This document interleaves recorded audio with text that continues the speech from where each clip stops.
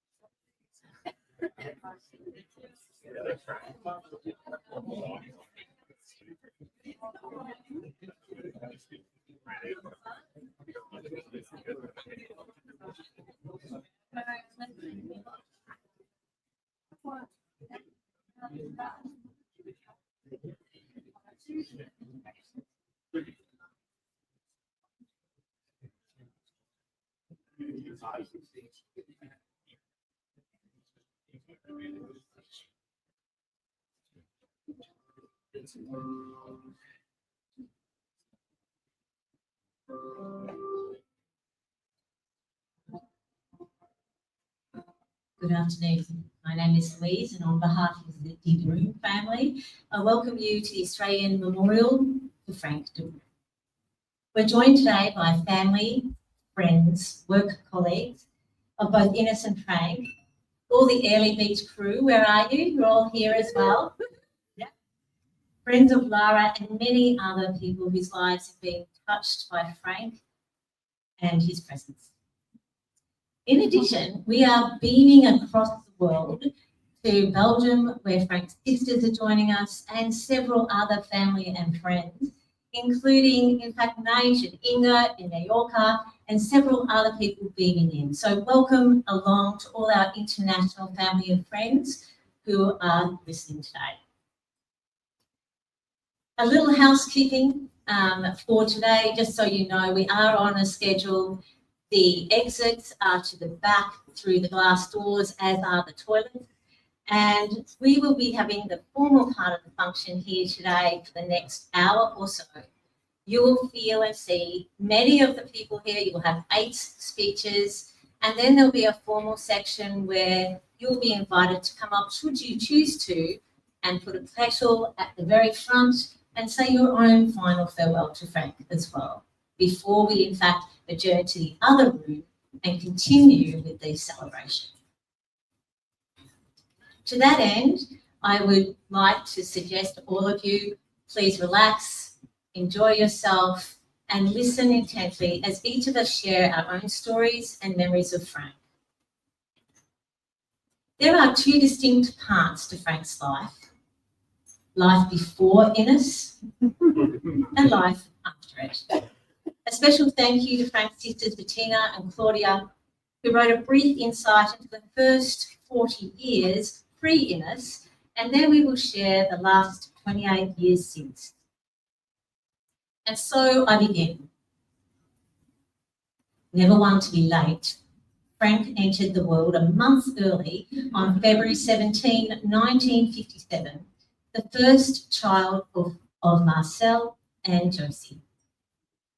His godfather was Francois de Bruyn, a lover of trains, an accomplished footballer, both lifelong passions he passed on to our beloved Frank. 2 years after Frank, his sister Bettina was born, and 6 years later Claudia, completing the de Bruyn Kuipers family.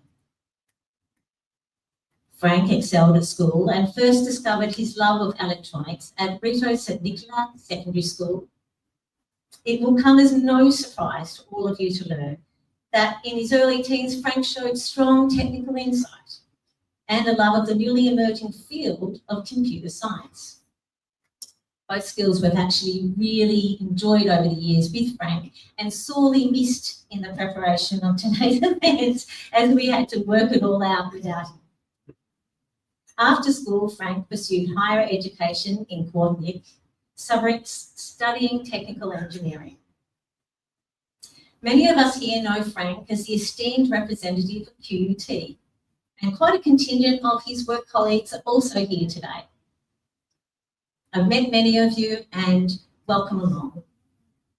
But Frank was also an incredibly successful businessman and entrepreneur. It's sometimes said in business that the first generation creates and the second builds, and yet the third expands. And this is certainly true of Frank's story. The town of St Nicholas was well known for its knitting industry back in the 70s. Frank took a modest but efficient business of his father called Stoll Industrial and turned it into a well-oiled knitting machine, pardon the pun, with many employees. And now his beautiful daughter Lara, the next and third generation, continues the gifting of visionary entrepreneurship, a trait that Frank recognised and delighted in. Outside of business, Frank loved football, basketball, and Markland model trains.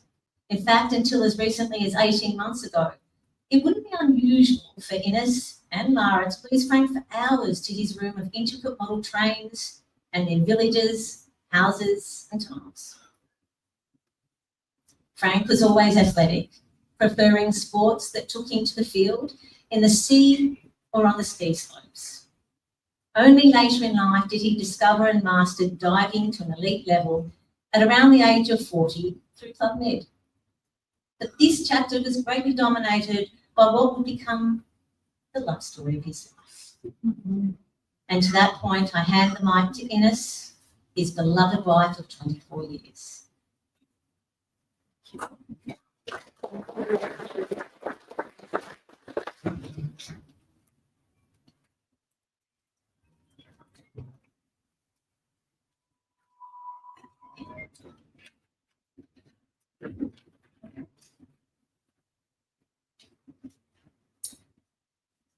Dear family and friends, thank you for being here today and celebrate the life of my beloved husband, Frank.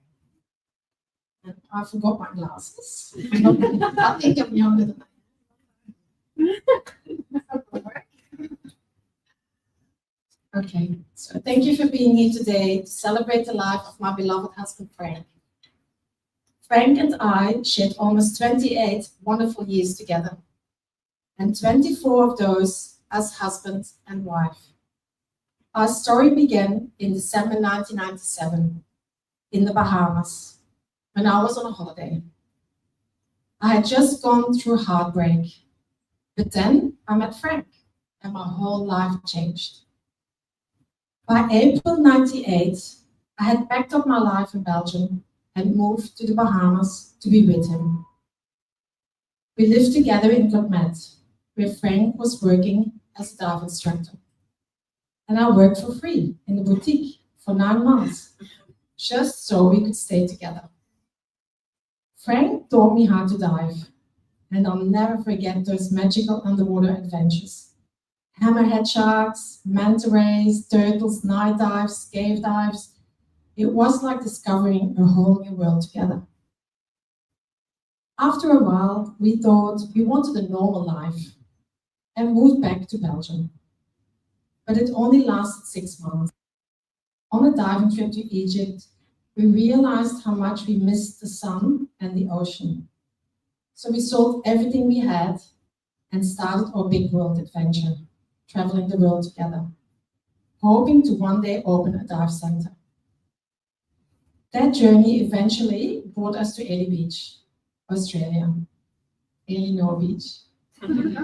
After exploring so many places, the Caribbean, the Pacific Islands, Asia, and New Zealand. We were there in Italy. Frank became manager at Oceana Dive, and with his ability to speak 4 to 5 languages, he was perfect for the busy tourism world. A few months later, I found a job at the biggest surf store in town, and here I am, still working there 25 years later, with the privilege of doing the buying for the stores and working from home in Brisbane for the past 19 years. I was before COVID times. We built a beautiful life in Airlie. We got married there, we welcomed our precious daughter Lara, and built a home on the hill overlooking the ocean. We made lots of amazing friends who are here today, 25 years later. You all know who you are. And still great friends to this day. Then came the time for a new chapter in Brisbane. So Lara could start grade 1, and Frank could do something more with his incredible skills as an electronic engineer and entrepreneur. He started working at QUT as technical manager for the research facility, a job he loved deeply, one he poured his heart and soul into every single day. And thank you all for being here for the QUT as well. Thank you. But Frank wasn't just brilliant at his work. He had so many passions and talents. He was an incredible cook and an amazing host. Our home was always open, and Frank had the special gift of making everyone feel welcome, seen and cared for. Whether it was preparing a beautiful meal, sharing a good bottle of wine, or a few wines, or laughing around the table with friends, he made every moment feel special. He loved all the good things in life, food, travel, friends, and family, and he shared that joy with everyone around him. Frank was also a fantastic skier. Every Christmas, we would travel overseas to ski together. And those snowy holidays became some of our most cherished memories. He was fearless on the slopes, just like he was in life, always chasing adventure and always living fully. And then there was his train building, one of his great passions. His office was a happy chaos of cables, tools, and tiny train pieces, and he loved every second he spent on it. That little world he created reflected so much of who Frank was. Curious, inventive, and always building something meaningful, piece by piece. Over the years, we were lucky enough to travel the world together, diving into beautiful waters, exploring incredible cultures, and staying close to our friends and family in Belgium. Life with Frank was never ordinary. He had such a big spirit, such a love for adventure, and the ability to make every day brighter. Then last year, everything changed. After returning from a beautiful holiday in France and Portugal, we received the devastating news. Frank had a brain tumor, glioblastoma, the worst possible diagnosis. But Frank, oh Frank, he stayed so strong, so positive. He faced every appointment, every treatment, and every challenge with incredible courage and always with humor. He made the nurses laugh, especially when he walked into the cancer center with his funny apron on. He refused to give up. He had goals, and one of them was to go to Belgium for Christmas, last Christmas, and to ski again. And you know what? He did it. Even if it was just for 5 minutes, he made it happen. That was Frank, determined, brave, and unstoppable. By mid-June, the tumor had returned, and life became more difficult. But Frank never lost his humor, his wit, or his strength. He fought until the very end. I thank God every single day for bringing Frank into my life when I was 31 and he was 40. He gave me the most beautiful years, full of love, laughter, and unforgettable memories. He was thoughtful, generous, adventurous, and funny. He was the love of my life. My partner, my best friend, my everything. Frank, your smile, your laughter, your warmth, and your spirit will live on in our hearts forever. Thank you for the life we built together. I will carry you with me always. I love you. Yes.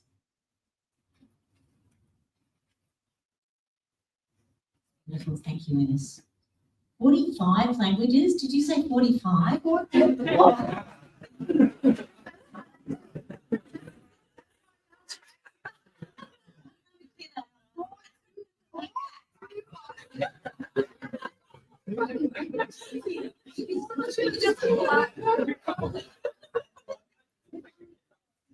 The next young lady needs no introduction. Beautiful Lara, Frank and Ines's daughter.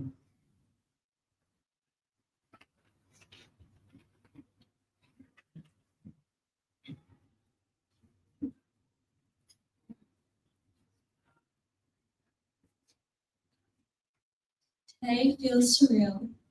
I can't believe my dad is gone. Standing here, I'm filled with so many emotions: grief, love, disbelief, and gratitude. Losing him feels like a hole in my heart that I don't think will ever truly heal. But I want to take this moment to celebrate him and the incredible person that my dad was. My dad had such a zest for life. He knew how to embrace every moment and make it count. He loved entertaining, having friends over, sharing a beer, especially German beer, and throwing lunches or dinners that everyone looked forward to. Dad was never happier than when the house was full of people, laughter, and good food. Everyone felt welcome in his home, and I hope everyone felt leaving full, both in the belly and in their heart, just like Dad would have wanted.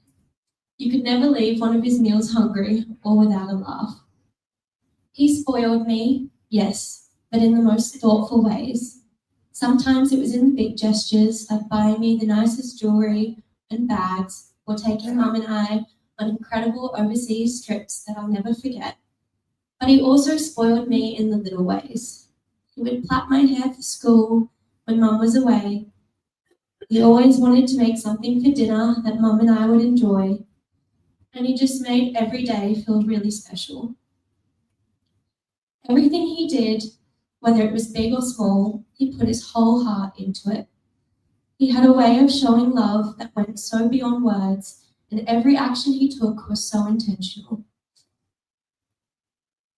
Weekends with Dad were always special. He loved making homemade pizza on Friday nights and crepes or waffles on Saturday or Sunday mornings.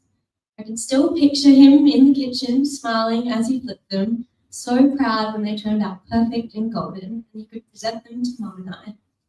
That simple act was his way of creating joy, laughter, and memories. He loved hosting long seafood lunches with lots of oysters and bugs, with wine and friends, or simply just sitting outside in the sunshine, chatting over a drink. He knew how to make life feel both fun and full. Dad also shared his love of adventure with me. He taught me how to ski as a little 4-year-old girl, and it grew into a passion I now carry with me deeply. Because of him, I've gone to work on ski seasons and continue to love the sport he first placed in my life. But beyond skiing, he showed me how to live fully, to say yes to adventure and to celebrate the little things along the way. He had the same spirit for travel. He loved exploring the world, first with Mum and then with me too once I came along. Most people here know he loved helping friends plan their own trips. He'd light up at the thought of creating an itinerary. He wanted life to be rich in experiences, and he made sure that we had so many together. But the thing I admired most was his love for Mum. Their marriage was deep, kind, playful, adventurous, and enduring. They travelled the world, laughed constantly, and never stopped learning about each other. They flirted, they dated, they supported one another, and they had a chemistry that you couldn't help but notice. He made Mum feel so cherished, and he made us both feel like the most special girls in his world. That's the kind of love I will look for and hold out for, because I know it exists and I've seen it in them. I feel so grateful for all the memories we've shared. Every trip, every laugh, every Sunday morning, every adventure, every meal, and every moment where he was fully present. His joy, his laughter, His generosity and his love will stay with me forever. This past year showed me just how strong he truly was. For 13 months, he faced brain cancer with so much courage, never once complaining, and always staying positive and fighting. His strength, his strong will, and his drive are something I will look up to for the rest of my life. Dad, thank you for being my travel guide, my teacher, my protector, and my friend. Thank you for showing me how to live life, how to love, and how to embrace every moment with joy and adventure. Thank you for giving me your smile and the colour of your eyes, a little piece I get to carry with me every day. I love you, Dad. I miss you more than words can ever express. And I will carry you in my heart forever, and I will honour your memory by living the way you taught me to love deeply, to chase adventure, and to celebrate every single moment.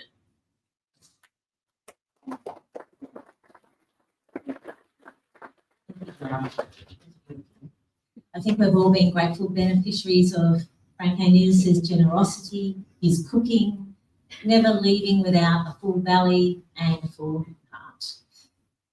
Our next speaker I'd like to call up is Tanya McCutcheon. Tanya is, there's a very interesting story of how Tanya and Innes met. Come on up, Tanya, I'll quickly tell this one. Many of you might be aware of the idea that if you are single, it is possible to actually pick up in the fruit and veggie section of the local supermarket. It is a thing, but rarely do you hear of someone meeting a girlfriend there. But that's what happened with Innes and Tanya. Tanya was minding her own business in the local bylaw, and a very, very pregnant version of Tanya with her mum, when Innes, also with her mum, happened to strike up a conversation. And one thing led to another, and then they became fast friends, and so have been friends across distance and time. So Tanya, welcome along.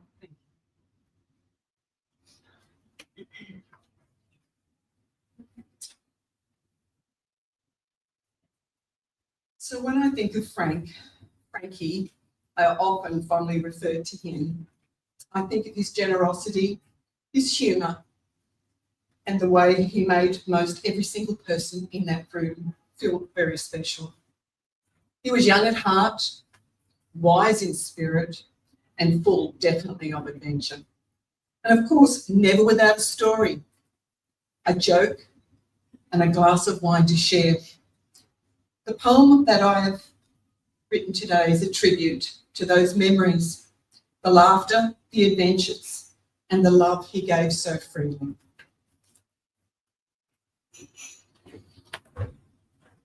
Frankie, we gather with memories to share of a man who loved fully, with a style and with care. Frank, a friend, a mentor, a guide, with a generous heart he never could hide. He went the extra mile, time after time, his kindness abundant, his laughter sublime. With scoops overflowing, his giving was vast, and the pride in his work shone through to the last. If electronics failed or wardrobes looked bare, Frank had a fix, a plan, always there. In every room he made each one feel they were the centre, the heart, the ideal. With warmth in his eyes and the wit on his tongue, he charmed every soul, both old and young. Young at heart, with wisdom to lend, he gathered admirers, each one a friend. On Austrian slopes, he'd clap in delight, presenting medals with pride, their efforts in sight. So what's happening, Mr. C? We would recall. He'd answer with laughter, remembered by all. That was a great jump, even with your sore shoulder. His words made you braver, bolder and bolder. And with a grin, the old joke on repeat. Hannah, so how is Ellie No Beach? So sweet. Nicknames, thumbs up, wide grins, his language of care. Moments of joy he was eager to share. The ultimate entertainer, Frank was the man. A carton of fine wine was always his plan. Researched and tested, and the best he could find. At the sharpest of prices from Gray's Online.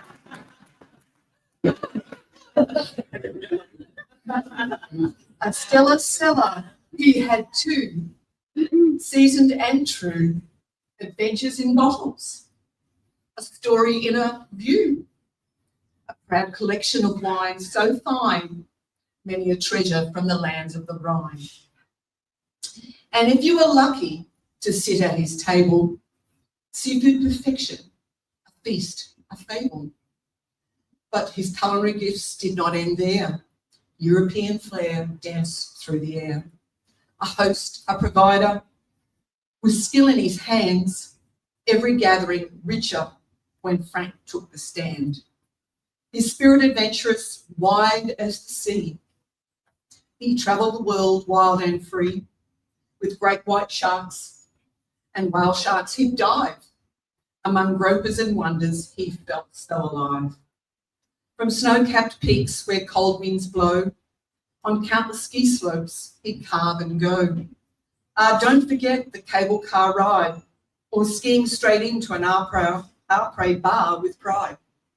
With schnapps on order at any time of the day, or the German club for a beer, his social way. Since boyhood days, one joy stayed on track. Model trains circling, never looking back. A patient collector, a craftsman, a fan, building small worlds with a very steady hand. Yet more than the journeys, the laughter, the fun, Frank's heart was anchored by his dearest ones. A protector, a hero, steadfast and true. Enos and Lara, his treasures were you. He loved to spoil, cherished to give. For you were the reason he lived how he lived. Though we grieve and our hearts may ache, the mark you felt, Frank, will never forsake. So we raise a smile through our tears today for the joy you brought in your special way. And forever we'll cherish with love and with glee our dearest friend Frank. Frankie was special, was he. Thank you.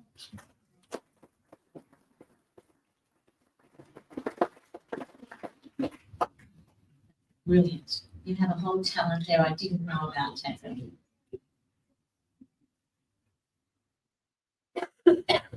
Now it's your turn, Diane. Diane Cathy. She's been in Innocent Frank's life for a very long time, running a big house, a rambunctious house with all the children, and a place that I know Lara and Ines and Frank love to spend time. Welcome, Diane.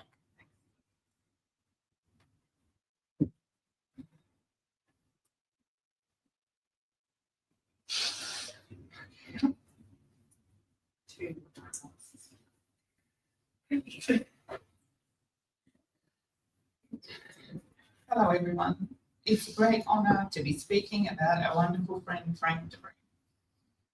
Frank absolutely adored his lovely wife Ines and was immensely proud of their daughter Lara.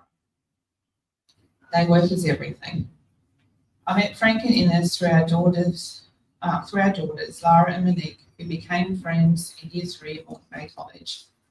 After a few dinner parties and some wine-fueled conversations, a strong friendship between us adults quickly blossomed.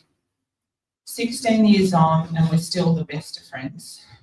We've shared so many wonderful memories, and the one that holds special in my heart is our ski trip to Austria 11 years ago. It was Michael and Monique's, our youngest two, their first time on the slopes.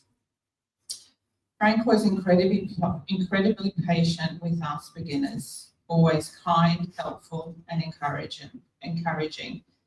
even after I changed my boots about 4 times. There's a whole other story there. Of course, Frank organised every single detail of the trip, from sourcing the best and cheapest flights, to tracking down discount ski gear in Germany, to planning the train routes with military precision. Frank loved planning and he was good at it. Nothing was ever too much trouble for him. Helping others was how he naturally showed his love. Another trip together away, we decided on a relaxing weekend to Stanthorpe, cycling between the wineries. It sounded idyllic. Fresh air, country roads, wine tasting. And to be fair, it started off that way. But after a few hills and a few glasses of wine, the charm began to fade. At least for Ines and myself it did. Frank, however, a man not exactly known for his love of physical exercise, powered on like he was in the Tour de France. Tackling those hills with ease, but that was typical Frank. It was both impressive and mildly infuriating. Frank had an inner strength and determination that I saw show up in many aspects of his life. And it was that same strength that carried him through in his final weeks with incredible courage, grace, and still with the touch of cheekiness. Frank was one of those rare people who made you feel like you were the most valued person in the room. He radiated kindness and warmth with that cheeky twinkle in his eye. He was naturally funny, and when Frank was around, laughter was never far behind, nor was the offer to pour you another glass of wine. He was a passionate man who always gave 100% to the things that he loved, to his family, to cooking for friends, tending to his roses, planning the next trip, creating miniature world with his model trains, or tracking down bargains on Etsy. Even in the last few weeks. So Frank and I shared a lovely connection. He was from Belgium and I have Dutch background. So we enjoyed playful rivalry over which country was better, especially when it came to our food and other national products. Frank would affectionately greet me as Blondie or Lady Di, and I greeted him with "Hello, schat," which means darling in Dutch. It was a sweet, enduring part of our friendship. There was one moment that summed up Frank perfectly. About a week before he went into hospital, he slipped gracefully down from his chair onto the tiled floor. He wasn't hurt, but he was well and truly stuck. He was on the floor for over an hour before the ambulance arrived, and he didn't complain once. Finally, when the paramedics got him sorted and back into his bed, what did Frank do? He offered them a cuppa. "Would you like a coffee?" he said to them.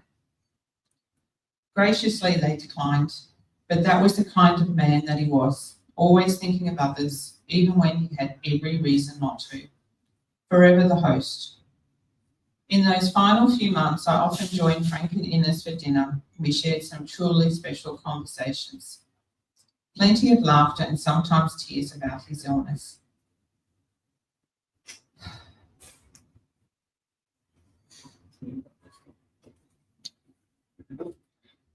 All right. I remember one night in particular, Frank turned to Ines and said, "I know you'll be fine when I go. You have your friends and your faith." Ines and I gently then steered the conversation towards God and creation, as we tried to do often. Frank said very seriously and clearly, "I'm an engineer, and I don't believe in that stuff." And of course, Ines and I did laugh. Frank, you may have been black and white and a bit stubborn with your ideas, but your heart spilled out all the colours of the rainbow. I love you dearly, and I'm so grateful that you and Ines entered my life as strangers who became my family. You brought so much laughter and joy to so many, and you will always be remembered. You always have a special place in my heart. Dag schat.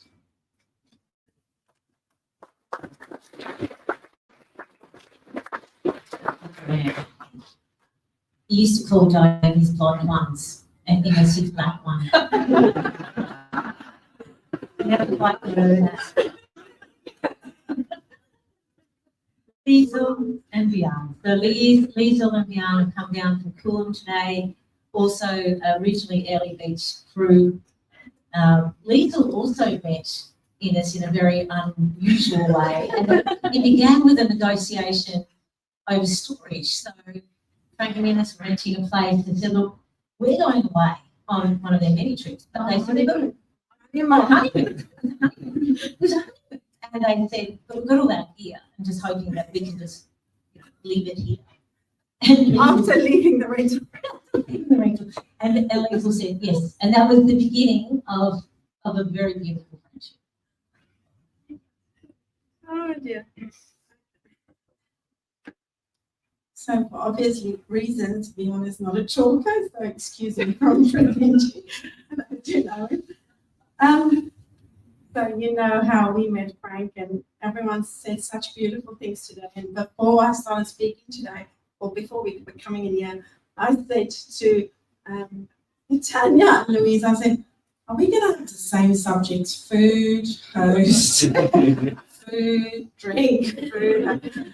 Anyway, actually it's a lot of different things, but a lot of similarities. So here we go. So when I asked Bjorn a few nights ago, I said, what am I going to say writing a eulogy for our friend Frank? So Bjorn, this is your input. Bjorn said, oh, but you know, when I think about Frank, all I think about is he was always happy, he was always positive, and he always made the best out of any situation. And I think that's, in a nutshell, our friend Frank. So how to describe this beautiful man? Number one, cook. If you know Frank, you know that man can cook. And Ines, oh, God help you, I don't know what you're going to do.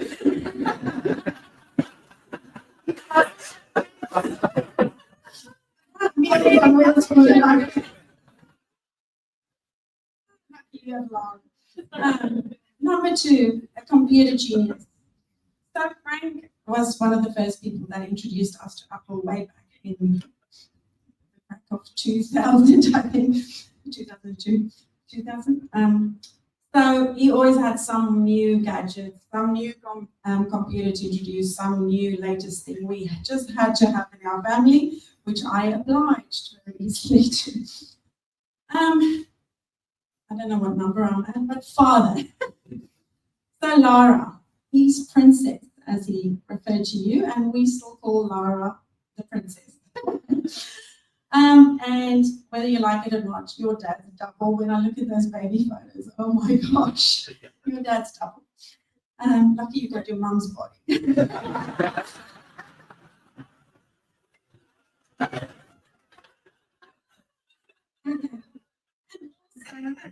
You got his cooking, you got his excitement, his innovativeness, is that a word?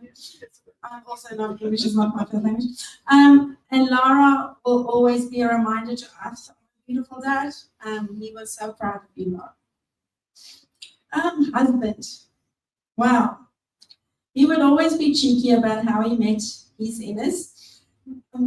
And everyone with eyes could see how much he adored her. Even though he talked about his blondes, always with the blondes, he only had one black one.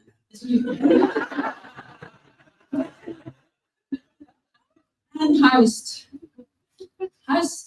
yeah. He was an amazing host at his own house, at his own parties, or at my yearly birthday party, he was the host. It was girly parties always, and the guys would meet us later. But only Frank was allowed from the start because he would serve all my friends when they arrived and take photos of all the blondes and then the guys would join him later, but he was always there from the start. Even last year, at my 50th, Frank had his surgery about 10 days before his first surgery. And he was at my 50th. Come hell or high water, he said, I'm coming. And he did come to my 50th. When he came to stay, he always brought food and he would say, Liesel! That was my name. According to Frank. I'm at the fish market, what do you want me to bring? Then when they would stay over in the mornings, the first one up, when you come down the stairs, there would be Frank in his pajamas with a cup of tea and his computer in hand. Oh, look what I've just bought, or look what I've just planned. Oh, I found this beautiful place to stay in Europe, December, la, la, la, la. He was an organizer of holidays and dreams of retiring in Europe near the ocean, was with him right to the end, where they went every year to try and decide where they're going to retire one day. He always made an effort for his friends. He always kept in touch. I was talking to Fiona earlier, who's also from Bailey Beach. He's the one who kept in touch with all of us and made get-togethers happen. Our memories about Frank. Frank would ring us from Capers in Bailey Beach while we were at work, because we worked like slaves back then. And he would say, we're at Capers with Lara, the toddler. Come for a drink and then I'll go and cook for you. And we'll go to the house. He'll cook for us. Now and again, there'll be a babysitter for Laura, and we'll be going out to Armada. Other memories I have is I would walk around my house with Frank and talk about changes, electrical changes, fundamental changes. My lights in my garden is all thanks to Frank. And before I knew, whilst talking to him about things, before I knew it, he would say, oh, I've ordered the lights we talked about. It's being sent to your account. They're only $2. So our house, our parties, and our lives will not be the same without you, Frank. When we make our pasta that you taught us to make, which we had this week, when we cheers with an Eisbach, which I'm not sure I want to drink every day, and when we hug your beautiful wife and your daughter, you will always be with us in our hearts. We love you.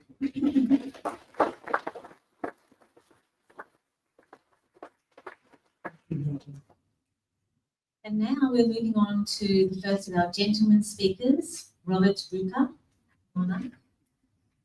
Robert's been an immense support to Ines and Lara and Frank over the last 13 months, and in the most practical ways, coming up with solutions, being 2 or 3 steps ahead of where Frank was and what he needed, and unbelievable. So thank you. Ladies and gentlemen, women, blokes, and offspring. For those who have not met me, my name's Robert. But when I used to walk in the door, Frank would always greet me as Monsieur or Bear, trying to do his accent. And I won't tell you what I used to call it. Because we're both naughty boys in men's bodies, we had a lot of fun together. Frank was my brother from the other mother, because he was from the Netherlands, living out here to all of a sudden meet someone who's from the Netherlands. He was incredibly proud of his linguistic skills, and he was very good at how he could show off how he could speak. And I was amazed at how good he was at speaking all the different languages from in Europe. But the other thing that he was always doing was he was starting to talk in Dutch when I managed to Ines. But Diane and I could understand what those two were saying. So then Frank had to be even cheekier. So he had a lot of fun with us because we weren't as fluent as his. But at the men's social gatherings that we used to have together, my dad used to come along. I used to rope him in, say, come on, Dad. And those two would love having, thanks for coming today, Dad. And they used to love talking about all the worldly things that people from that part of the world talk about. And there's also a little bit of inter-country rivalry because Belgium is not the Netherlands, but the Netherlands is Belgium. So they had a lot of fun while they were talking about those sort of things. The family stuff's all been covered, so I'm off the hook to talk about that. I'm just going to talk about some of the more personal encounters that I had with Frank. We used to do a lot of barbecues and dinners together, just him and I. And he was always like an older brother. He'd always show me, because we felt like brothers, so he'd always show me how to cook, how to do this, how to do that. And you got to let him have his way from time to time. But I always used to laugh at how he used to pronounce certain cities and certain names, as if we knew all those names in Europe, and we knew all about this country town. And as you heard from everybody else, he loved to share his wisdom and do trip planning, which he did for me as well. And then we crack off and we start talking about electrical stuff. The QT guys know about power factor correction. We did all that testing in the workshops there in QUT. And while we're talking about that, Frank could share some of his innermost thoughts about what it was like to work at QUT, because he's in this foreign country dealing with this foreign work ethic, because Aussies do not work the way the Europeans do, not of that generation. So he had a whole generational shift, he had a whole cultural shift. So we used to have lots of talks about that. And of course, as you know, he did a fantastic job at work. And I used to be really interested to hear how he changed things, how he streamlined things, and his massive focus on safety. And then years later, of course, we were at QUT again, doing a whole stack of mechanical testing. So I thought, now I've got it over him. He knew all about it, knew exactly what we're doing, and he organised some brilliant tests for us. So I've got a very few high-quality friends, and Frank's one of them. And we wouldn't catch up for a long time because I'm extremely busy, as you all heard. Frank travels a lot. So there's large gaps in between when we used to meet up. One of the things that I always found was there was no regret. It was almost like we would just follow up and we just keep on going from where we last met off. I see a few heads nodding. He had that manner with people when he used to see them. And there's a lot of people sitting in this room today that I've met just because of Frank. So obviously when I used to catch up with Frank, I'd ask him about how they're going. And this is where my belief of structure is very similar to him. That's why I said we were like brothers, because he only spoke positively about all of you. Once, I recall, if he ever said anything negative about anybody, he used to just talk about the facts of what people are up to, the changes that are going on in their lives, positive, negative, whatever was going on. And then Frank would just get off the subject of gossip and get straight onto what he loved, which you've already heard. He loved doing deals. So as two brothers, he always used to show up and try and beat me. We used to buy a lot of wine together, just to bring some of it. And Frank was pretty upset when I beat him. So I was holding this title because I'd worked out this new strategy, which is way back when we used to buy stuff online, which some of the younger people won't know. We had to go to our computers in a different room, and then we'd have to put in our little orders on our computers, and then we'd have to wait. So Frank and I used to catch up and say, right, what did you get? The competition was lowest price but highest quality. Okay, so that was the objective. Well, a few years later, in he walks, boasting and beating his hands on his chest because he took the title off me, and he still holds that title. I could never, ever catch him. It was around about $1.50 for a bottle of wine.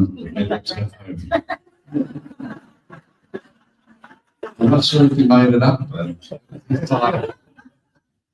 he was also, he was really quirky about all the sort of things that Frank did. He had his quirky mannerisms, and I can't quite do them. But because he's so quirky, all the blondes loved him. And the thing that I loved about Ines was she just looked at him while he's pretty cheeky, talking to his blondes in front of her. She just laughed at him. And I used to call him Playboy because we used to play together. So if you women are thinking, well, what do you mean by Playboy? Well, what I mean by Playboy is that we're always playing and doing things socially. And we used to do many male functions. I was talking to Rob earlier on. We're going to continue that tradition of running some male functions where we all get together. And we just do men's stuff. And it's really important for men to do that. So I want to set the scene. I've known this quirky European bloke. He wasn't a bloke, he's a gentleman. I met this quirky European gentleman, Frank, and I thought I'm going to invite him to the riders' briefing. So we ride dirt bikes. And so I want you to picture this. So the dirt bike riders come together, they're mainly tradesmen. When we have our functions, some of them put on their better flannel shirt. Some of them put on some nice work boots. And they're real tradesmen. They're guys that are hung around together. And I'll wheel in this European guy. Yeah, meet my friend Frank. And of course, I hugged Frank when he first walks into the room. So everyone's looking, what's going on with Rob? In any case, the story is now that when we have a riders function, they say, is Frank coming? So that's the amount of respect and love they have for him. And what I enjoyed about him sitting there was a fond memory of one of the last riders sessions we had at my place. And here is Frank sitting on the couch with his little bald head nodding around his glass of wine, of course. Everybody's happy because they've all got full bellies. We were watching some of the riding that we did, and he said, you men are mad. Do you know how you used to do that? You're all a bit crazy. And that was a great memory, and we all hold that in our memories about how he used to smile and just do things for us. And then it comes to the physical body. So one day Frank was sitting there recently at his home. He looked at me, he burst into tears, and he said, I won't be able to cook for you again, or I want to cook for you all again. And I just smiled at him and I said, you'll be with us, Frank, because I just see the physical body as a temporary period while we're here in this world. And it's funny because Frank and I both believed in that. We're true spirits, even though he said he was an engineer, as we heard earlier on. There's something that Frank said about some passing of his brother-in-law that I went, hey, this bloke knows a lot more than he's thinking. And that was part of Frank. He was so intelligent. And now I just want to talk about something a little bit more serious. We all now expect life. Hundreds of years ago, people used to die when they were really young. And so we now have an expectancy that we all live a lot longer. And Dire Straits sang a great song about the industrial disease. So many people dying prematurely when they're younger. Smiling at me, she knows all about it. And now what we've got is we've got this next generation or this next era where we're dying from computer disease, from processed foods and diseases which are being spread, and vaccines that they're giving to people. So when we look at what Frank's, how his life has gone, Frank just looked at me, and I know that what Frank would like to say to everybody is just live your life to the fullest, and please take care of yourself, no matter how old you are, sitting in this room right now. That's the message that I think Frank would like to pass on to you. So those are the good memories. I'm now wondering what I used to call him when he walked in the door. We had this tradition, it was a ritual. The first thing I'd yell at him was, hey, Frankie! I never realised until I recently saw one of the photos that he was actually called Frankie when he was younger. So no wonder he used to light up. And then I forced him to have a great men's hug. So I used to give him a beautiful hug. So Frankie, we all agree your life was perfect. Not too long, not too short, just perfect. As you lived life and you sang, I did it my way. You're always faithful and so loving to Ines, firstly, and then to all of us. So I love you, brother. Thanks for the memories.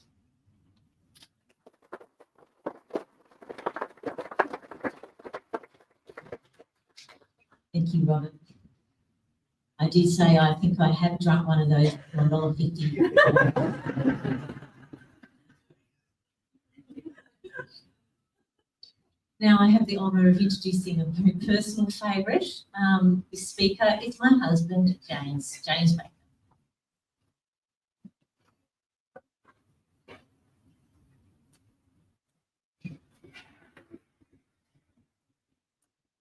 Thanks, Lou.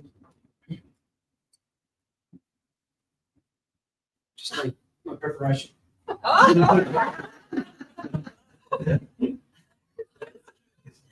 So I'm going to do my best impersonation of Celeste Patterson. Those of you who don't know who that is, any people watching overseas, you do need to look him up and watch some of his antics. He is or was one of Australia's most famous ambassadors. Keep an eye out for him. So, as we've already heard, and coming late in the presentations, a lot of the stuff has already been said, but I would have to repeat the extraordinary hosting abilities that I witnessed with Frank and with Ines, and with Lara.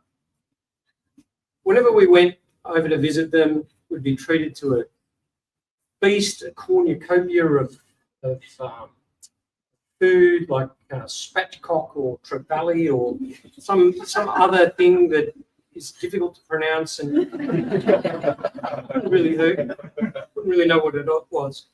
But Frank was a fabulous host. And to be honest, he was a more fabulous host at my place than I was. So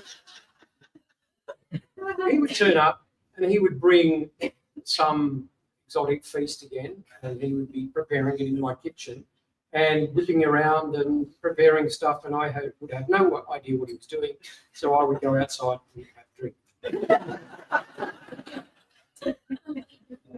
At their place, there was always lots of lively banter and intelligent and witty chatter, with Frank, the usual twinkle in his eye, being as cheeky as he could.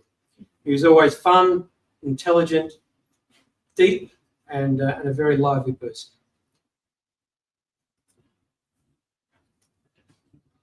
He was always a lot of fun. Once we did a family ski trip to Surf Alps, and I realised, because Frank reminded me, that my pronunciation of Northern European place names is not where it should be. So he did take great delight in making sure my pronunciation was on point. Thank you for that. Surf Alps. Surf Alps. By far, my fondest memories of Frank were at the end of dinner. He would recall that I don't mind a little bit of whiskey, and he had a collection buried at the back of one of his cabinets, and so he would just get up again with that cheeky smile, dig into the back of the cabinet, and bring out 3 or 4 or 5 different whiskies, and he would let me sample. Now, I also have to confess, and I don't know if I did confess to you, but he has a much more discriminatory palate than I do. He can tell the difference between one side of Scotland's whiskey and another, Space Cider and Islay, and I've probably pronounced that incorrectly. But he would know, and I just had no idea. So I would just drink to whatever we were drinking to at the time, but always having a lot of fun with Frank. Now, the last time I saw Frank, I'd been away for a few weeks, and I went in to see him at the hospital. And Ines said, Frank, James and Louise is here. And Louise had been in a couple of times, and I hadn't. So she said, do you remember what James likes to drink? And Frank said, rocket fuel. Which, given the state of my ability to tell one from another, he was pretty clever. But that will be an abiding memory for me, and a shared delight. And we can always look back, and whenever I have one of these, I can look back and remember the great times, the great fun we've had, and the great friends. So thank you, Frank. Rest in peace, my friend.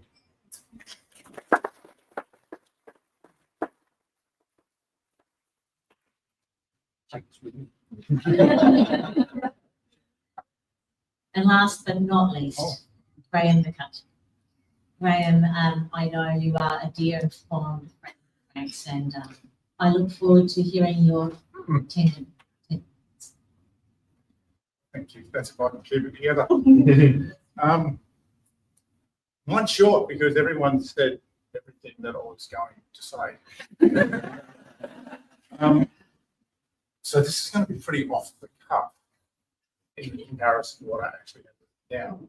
But if you go back and you look in regards to what's gone through, travel, food, girls, beers, culinary delights, who would not want that? It was something.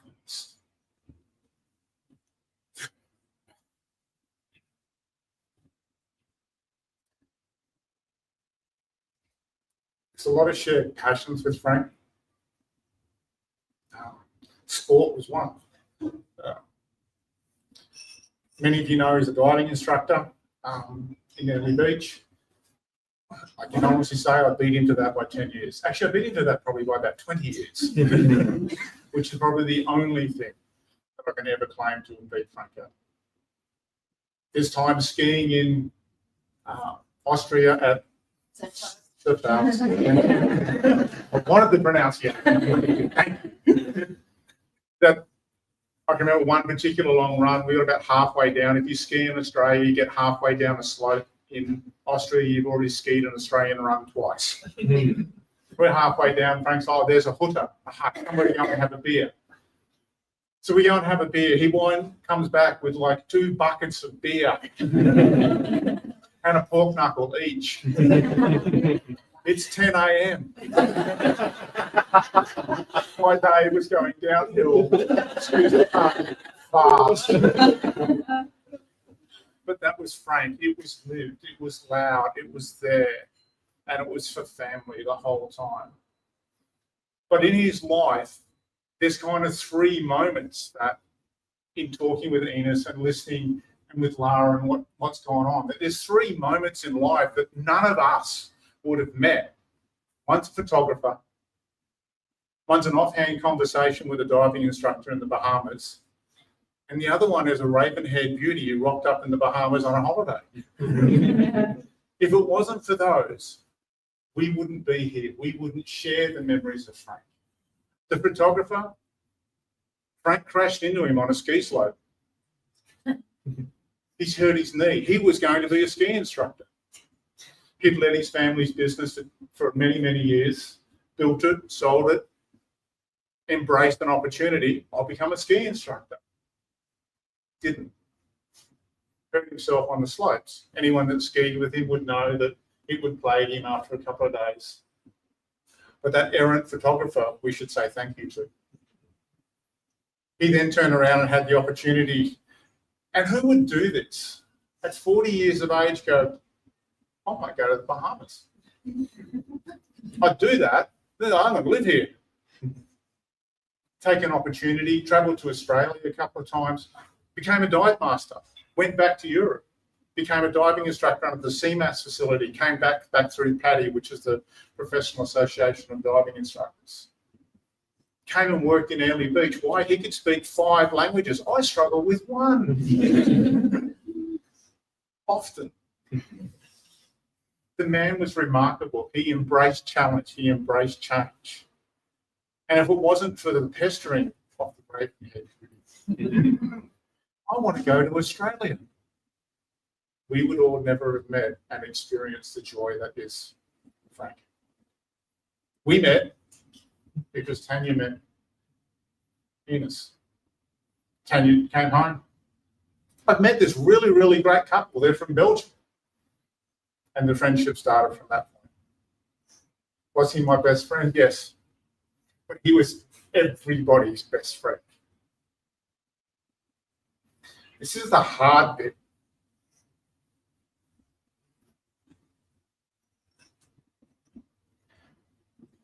Because it didn't matter if you were alone with Frank or you were in a room with all of these people. When you were with him, you felt like he was your best friend. How many of us can say that about someone else? I can't. It's something, a trait that man had that I've not seen in so many others. I've just not seen it in myself, and I wish I had. The other thing was he so embraced life. He embraced parenthood amazingly. He loves you, Lara. And it's just something, again, it was that outpouring of love, that outpouring of caringness that we saw every day. In everything that he did, you saw it in the food, you saw it in the laughter, you saw it in the greeting when you walked in the door. It was there. The other thing I would say is, and I'll wrap this up, is the lessons learned. And if I learn anything from the passing of Frank, which I just so wish had not happened, was don't wait. Don't wait to tell people how much you care. Don't wait to have that trip. Don't wait to experience that $1.50 bottle of wine. Don't wait to experience those things in life, because how often, I mean, I could ask every man in this room who's said, oh, I just another dollar, another time, a bit more overtime, a bit more work. And if I asked every man in there to put their hand up who's responsible for that, I guarantee I'm 100% sure. Don't. Frank taught me one amazing thing. That's to live. Thank you.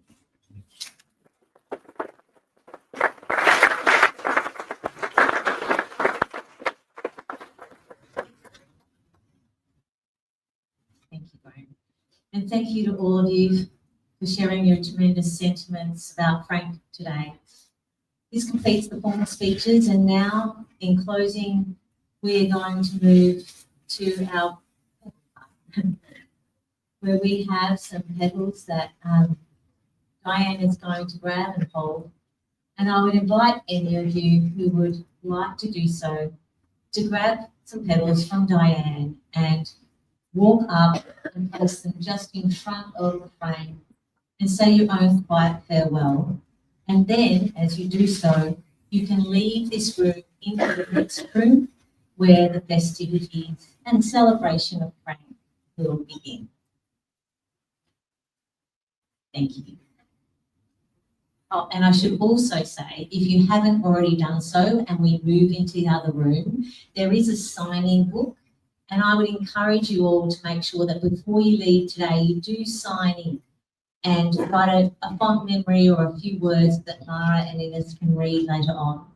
There's also, for those of you who are looking for an opportunity, there's also an opportunity to donate to a not-for-profit around brain cancer and cancer, and that is all in the Facebook group, and Ines has shared that as well.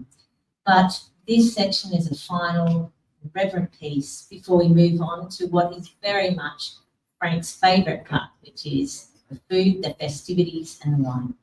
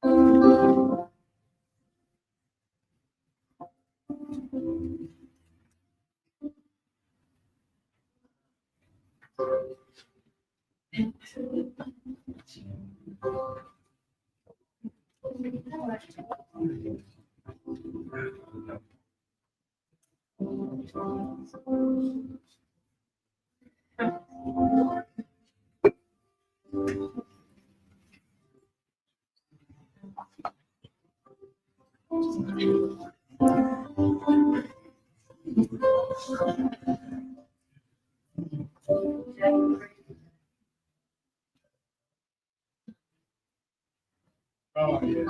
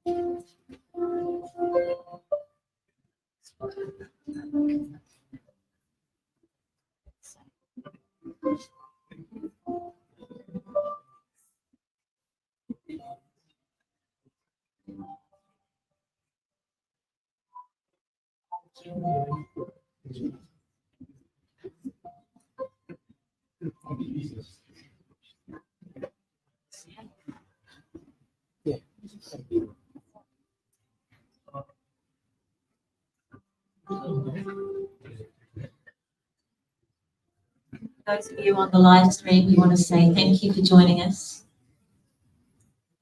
Thank you for being a part of our day and your morning over there. And I know that for many of you, this could be continued in Belgium. So until then.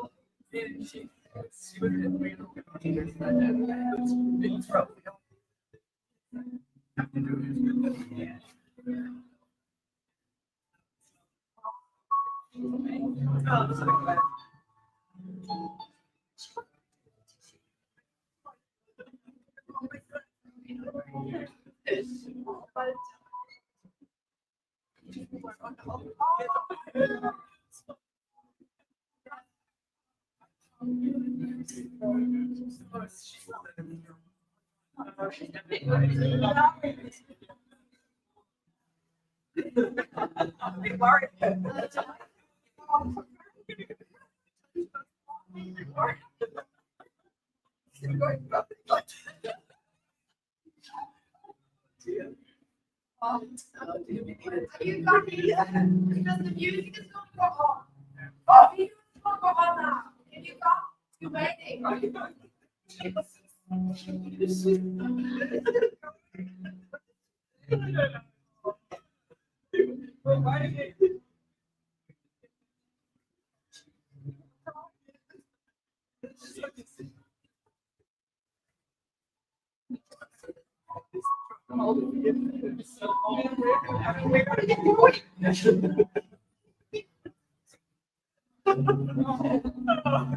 She's got us going.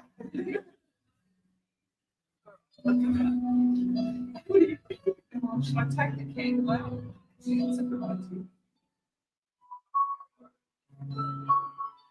Oh, George is next to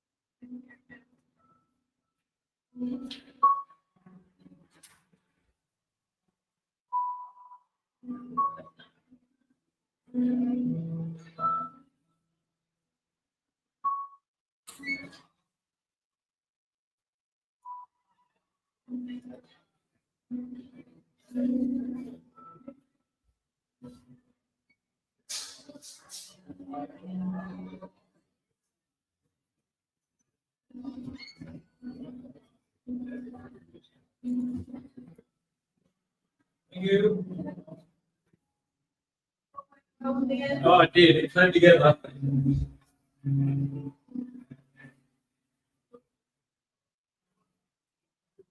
Right, we're out. Attention everyone. Attention everyone, just